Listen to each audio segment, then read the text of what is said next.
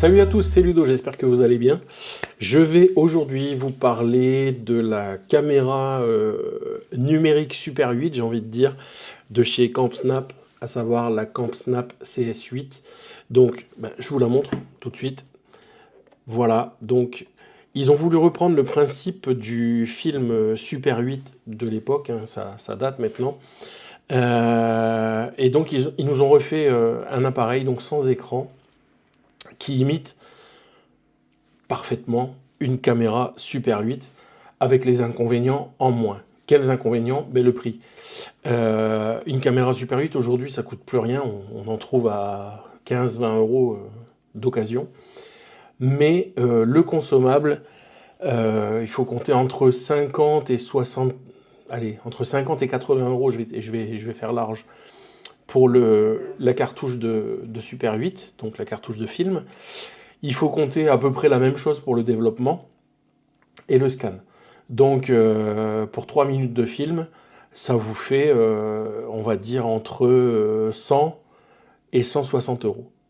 Voilà, développer, donc achat du consommable, développement, scan, voilà, vous êtes à peu près entre 100 et 180 euros. Ça dépend si vous faites du noir et blanc, de la couleur, etc. Sachant que en Super 8, aujourd'hui, les bandes Super 8 sont maintenant produites sans son. Donc vous avez du film muet, 3 minutes par cartouche, pour un prix assez important. Donc voilà, ils ont fait une version numérique de nos caméras Super 8. Moi, je trouve ça sympa, j'ai kiffé. C'est pour ça que j'ai décidé de faire une vidéo pour vous la présenter. Donc la caméra, je l'ai achetée, elle n'a pas été envoyée, il n'y a pas de partenariat, etc. C'est un retour d'utilisateur. Et donc, je vais vous montrer une vraie caméra Super 8. Voilà. Et je vous montre à côté la CampSnap. Voilà, vous voyez qu'on est vraiment sur quelque chose de très similaire. Je vais vous les mettre sur le plan serré. Je ne sais pas si elles vont rentrer à deux. Donc la CampSnap est peut-être légèrement plus grosse, mais il y en avait des plus grosses en Super 8. Voilà, la Chinon 44, c'est pas un modèle spécialement de référence. Mais voilà, comme ça vous avez une vraie comparaison entre les deux. Alors, comme je vous disais, sur une vraie Super 8, vous mettez une cartouche ici, le film va passer ici, donc face à l'objectif. Vous visez par ici, et alors celle-ci elle fonctionne. Hein. Et vous êtes parti pour 3 minutes de film. Mais bon, comme je vous dis, la cartouche couleur, faut compter entre 50 et 80 euros. On les trouve assez régulièrement autour de 79 euros, donc vous voyez que c'est pas donné. Derrière, il faut encore le développement, etc. Enfin voilà, je vous ai tout dit. Donc, inconvénient qu'on n'a pas avec cette caméra, puisque c'est un format numérique. Donc dessus, ils ont vraiment joué le jeu du vintage, parce qu'on retrouve un vumètre analogique, un deuxième vumètre analogique et des boutons switch. Et pour filmer, on a une gâchette comme sur les caméras Super 8. Donc, le premier vumètre, celui qui est ici, c'est l'état de remplissage de votre carte SD. Je ne sais pas si ça va faire le point, mais voilà. Bon, là, elle est éteinte. Hein. Ici, vous avez le niveau de la batterie. Pas évident à montrer. Le niveau de la batterie. Et puis voilà, c'est à peu près tout. Donc si on l'allume, vous allez voir le vumètre qui va monter. Voilà, elle a fait un petit bip pour dire qu'elle est en route. Elle se recharge en USB. Et vous avez une carte SD à l'intérieur de 4 Go qui est fournie. Et vous pouvez l'étendre à 128 Go si vous le souhaitez. Donc au niveau des fonctions, on a le bouton on-off. Ici, on a un bouton avec différents formats, parce qu'ils ont prévu différents formats pour répondre à toutes les demandes. Le Super 8, c'est du Super 8. Vous pouvez faire que le format Super 8.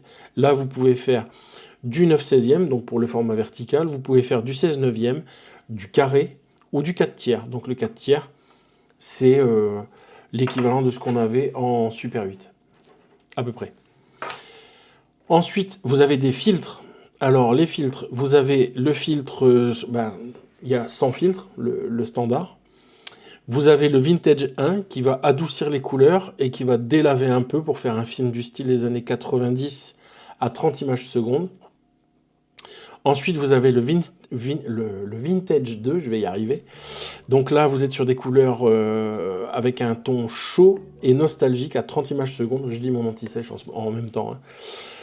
Ensuite, vous avez le format analogique, donc avec des textures imparfaites, comme un véritable film 8 mm. C'est-à-dire que, donc là, on est en 18 images secondes, donc on a une impression de saccade comme sur le Super 8. Et en plus, on a des, vous savez, des petites poussières ou des petites griffes dans le film qui passent. Moi, je trouve ça très sympa. Et ensuite, on a le noir et blanc, donc monochrome intemporel, pour un style classique et saisissant à 30 images secondes. Donc, je vous mets des petits extraits, vous avez pu voir depuis le début de la vidéo, hein. Je vous mets des extraits de ce que j'ai pu filmer avec les différents effets, etc. Et vraiment, c'est super sympa. Au niveau des caractéristiques, on est sur un capteur à 2,7K, donc c'est quand même plutôt pas mal. Comme je vous ai dit, on a 5 filtres. On peut la recharger par USB. On a un zoom numérique 8 fois. Alors, c'est un zoom numérique. Voilà, tout est dit. La qualité, elle vaut ce qu'elle vaut. C'est pas ouf. Je vous mets une vidéo où j'utilise le zoom à fond. Vous allez voir. Donc, le zoom se fait par ces boutons ici, hein. Donc là, on dézoome. Là, on zoome. La carte SD de 4 Go et il ouvre à F2. Voilà. Ici, ce sont les boutons pour régler la date et l'heure parce que vos films sont datés et avec la bonne heure. Donc ça n'existait pas du tout, hein, sur le Super 8. Et donc, vous avez un petit crochet pour mettre une anse et pourquoi pas l'attacher autour de votre cou. Et puis c'est parti, hein. Donc le viseur, comme sur une Super 8. Un petit appui-joue. Une griffe porte-accessoires si vous voulez mettre une lampe. Donc ça, je l'ai pas encore enlevé, mais apparemment ça s'enlève, on peut mettre une torche. Et puis voilà. Donc quand vous voulez filmer, hop, vous pointez la caméra. Il y a un petit écran dedans numérique qui est d'une qualité pas folle, mais qui permet d'avoir une visée confortable.